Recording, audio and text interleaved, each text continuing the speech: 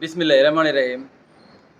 ছোটোবেলায় যখন পড়াশোনা করতাম, তখন প্রায় সময় মা-বাবা বলতো যে, "খারাপের আগেও যাইও না বাবা, খারাপের পরেও যাইও না।"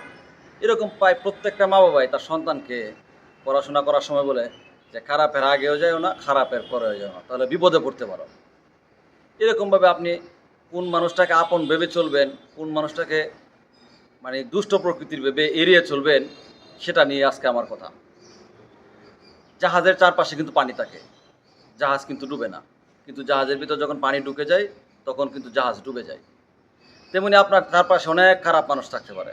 এই খারাপ মানুষজন আপনার সমালোচনা করবে, এতে আপনার কিচ্ছু যায় আসে না। কিন্তু এই খারাপ মানুষকে যদি আপনি সঙ্গী বানিয়ে নেন, তখন কিন্তু জাহাজের মতো একদিন আপনি ডুবে যাবেন। এরকমভাবে আপনি বন্ধু-বান্ধবের সাহচর্য দ্বারা মানুষ প্রভাবিত বা আপন মানুষের সাহচর্য দ্বারা মানুষ প্রভাবিত হয়। আর এই প্রভাবিত হয়ে অনেকে খারাপের সংস্পর্শে গিয়ে তার জীবন বাদ হয়ে যায়। আমি নিজে ব্যক্তিগতভাবে দেখেছি কয়েকজন দোকানদার তারা বিভিন্ন ধরনের খারাপ লোকের সংস্পর্শে গিয়ে আমার পরিচিত, পরে আমার সাথে শেয়ারও করেছে। মোবাইলের মাধ্যমে জুয়া খেলে তারা আজ সর্বশান্ত হয়ে অন্য জায়গায় চাকরি করছে, দেশ থেকে ছেড়ে অন্য জায়গায় গেছে। এরকমভাবে কয়েকজন মেধাবী স্টুডেন্ট আমি দেখেছি ক্রিকেট জুয়া বা মোবাইলের মাধ্যমে জুয়ার মাধ্যমে তারা আজকে তার লাইফে সর্বশান্ত হয়ে এখন মধ্যপ্রাচ্যে পাড়িয়ে জমিয়েছে।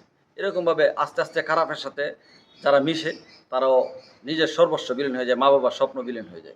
তাই কখনো এইরকম খারাপ মানুষের সংস্পর্শে যাওয়া যাবে না, তাদের সাথে মেশা যাবে না। তাহলে এই জাহাজের মতো ডুবে যাবেন।